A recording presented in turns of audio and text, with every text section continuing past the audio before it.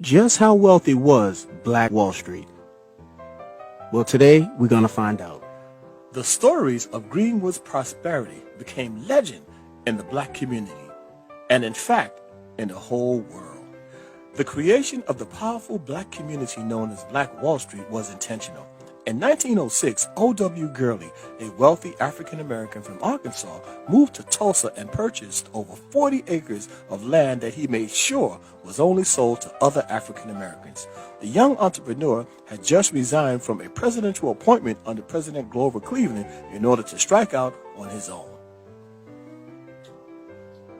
Mr. Gurley became a multi-millionaire, and he was the owner of several businesses, including his prized possession, which was a hotel.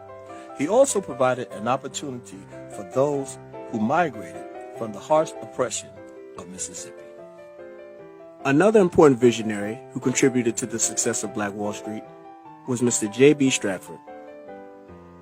J.B. Stratford had graduated from Indiana University with a law degree and had moved to Greenwood to purchase various land vacancies in the area. After buying these vacant spaces, he would then sell them to African-American residents for redevelopment so that these empty spaces could be transformed into residential houses and profitable businesses.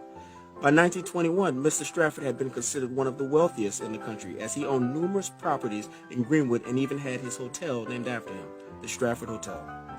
O.W. was a subscriber to the philosophies of Booker T. Washington, while J.B. was a follower of the more radical W.E.B. Du Bois.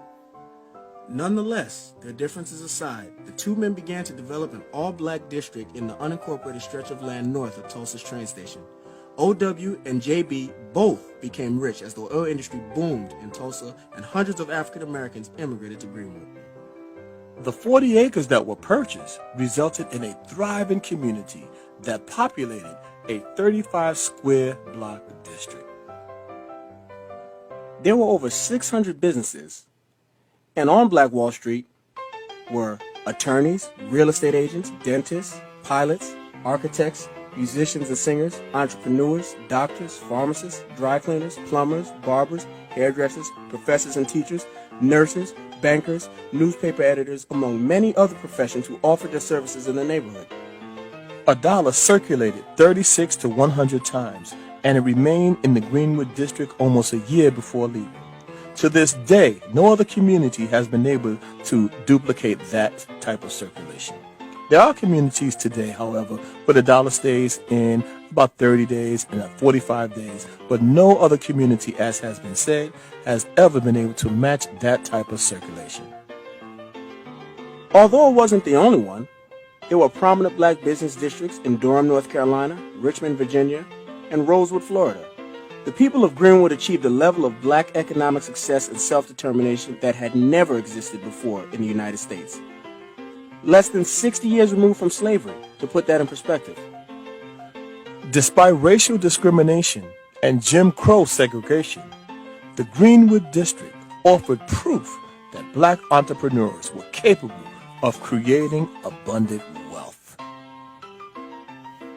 When left alone, our ancestors thrived. And one such example is this. In the entire state of Oklahoma, there were only 2 airports. Yet 6 black families owned their own private planes in the District of Black Wall Street. Wow, imagine that. Folks, think about that for a second. There were 2 airports in the entire state of Oklahoma, yet 6 families own private planes. What an accomplishment. Many of the homes had indoor plumbing before those in the white areas did. Booker T. Washington actually coined it Negro Wall Street. It was also known at that time as Little Africa. What made Black Wall Street truly special was that it was a place an ordinary person can go, such as a sharecropper, and have a respectable life, find decent paying work, and hope for a better life for his or her children. With oil men relocating to Tulsa, the resulting high demand for domestics enabled blacks to attain unheard of wages. Maids earned $20 to $25 a week, chauffeurs earned $15, gardeners earned $20, janitors, shoe shiners, and porters earned around $10. Domestics made up almost 2/3 of Greenwood's population, the remainder being professionals and business owners, whom the maids and chauffeurs hoped their children could imitate one day. As you can see, Black Wall Street was very well-rounded. Keep in mind, the domestics spoken of were actually blacks working for other blacks. The average income of black families in the area exceeded what the minimum wage is today. These were people who were actually living in the lap of luxury. Black Wall Street was its own city. It was a booming self-contained community, and many of the residents lived in luxury. Greenwood Avenue had been lined with hotels, restaurants, furriers, and even an early taxi service using a Ford Model T. For that time, that would be like driving a modern-day Bentley. This is actually a picture of the Stratford Hotel, owned by Mr. J.B. Stratford. And he is a great example of excellence and abundance in the early 1900s. As stated earlier, he was a multi-millionaire. In addition to Mr. Stratford and Mr. Gurley, the district's most successful entrepreneurs reinvested in the community, building parks, schools, churches, theaters, banks, and they had access to many luxuries that whites in the same city did not. As a matter of fact, white people routinely borrowed money from black banks, and this was even done during the Great Depression. Here's a picture of bank owners and employees taking a picture in front of one of the black-owned banks.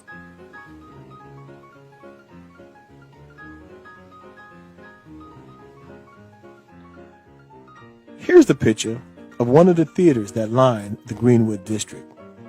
During that time, while showing the silent movies, they would have a live piano player playing alongside the movie, which was the custom of the day. So you see, Black Wall Street had all of the modern-day conveniences and luxuries. They were a community that really wanted for nothing. The schools were superior to those of the white areas. When the average student went to school on Black Wall Street, he wore a suit and tie because of the morals and respect they were taught at a young age.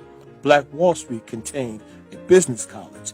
As a matter of fact, the children of Greenwood's professionals attended Columbia Law School, Oberlin College, Hampton University, the Tuskegee Institute, Spelman College, and Atlanta University.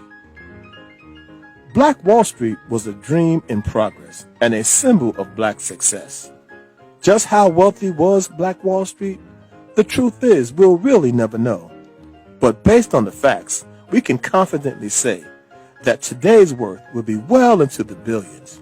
And just think, that was a self-contained community that was just developing. There is no telling where it would be today. Although Greenwood, Tulsa, Oklahoma may be a distant memory, fortunately for us, we can still keep the Black Wall Street spirit alive today.